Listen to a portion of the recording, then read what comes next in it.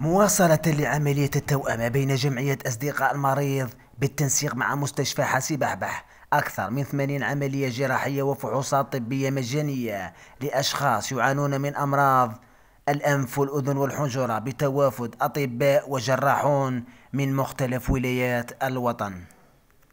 خارج الولاية من ولاية بومرداس وتيزي مزو الدكتور بندق زهير واصدقائه من خارج الولاية تخصص الانف والحنجرة من اجل الغبن عن الولاية، حيث هذه العملية تكملة للعملية السابقة.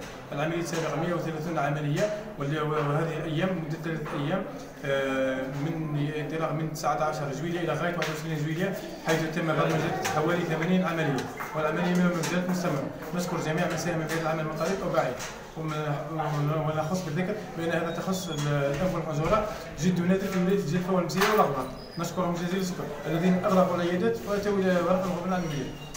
أطباء وأخصائيون تركوا عياداتهم ومؤسساتهم ليكونوا يدعون للمحتاجين تعزيزا للتكافل الصحي. مبارك المؤسسة الاستشفائية حاسي بحبح، ونتمنى تكون هذه صدقة جارية لعمال المستشفى وساكنة مدينة حاسي بحبح، وكما لا ننسى زملاء الواجب الوطني الذي افتقدناهم. نشكر الأطباء الذين جاءوا من عدة ولايات للمساهمة في هذه الحملة التضامنية. تزيد من 80 عملية إن شاء الله، وستتم العملية حتى يوم غد الجمعة إن شاء الله.